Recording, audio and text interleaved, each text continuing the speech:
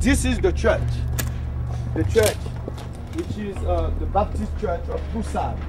And I started this church. My office was here in this house, and I have a school there, a clinic, and then we get money, we buy the land, we make the church here, so the whole is for. It's a community of thousand people. When I start here, we have 20,000 people in this community. 20,000 people. So, but now it become more because it's... Pastor Guillaume called it as we walked in, probably the largest cemetery in Haiti, instantly, because thousands lost their lives on the day of the earthquake. Walking into this place, as he's trying to tell us the story of the great history, it wasn't long before his emotions became really the overpowering force, and the history, the great things accomplished there weren't as important anymore as the feelings he felt as he experienced the smell. We had to walk over piles of rubble. There were long times of just standing, all of us. It was very difficult to find anything to talk about because the loss was so real.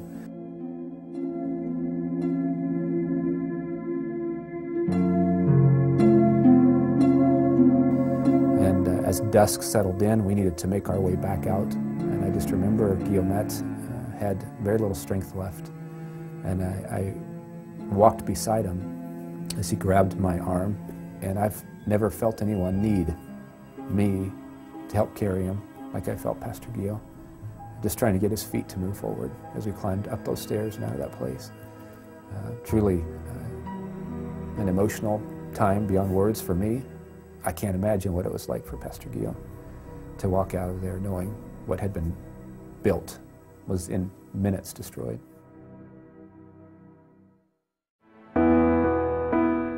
Since then, and during our return just recently, great things have happened, because what seemed to be the end of an era actually gave rise to a new beginning in Trusab. You remember when you came here after the earthquake, all this area was wobbled, but now you have space to work.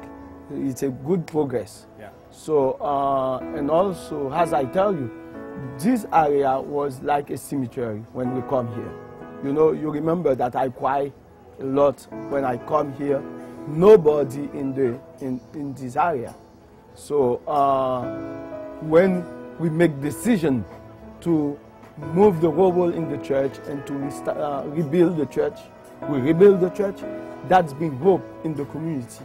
The people who go to live in the tent city, they come back now, and they don't stay in the tent city. They make their own shelter in the place, in the yard, and they live.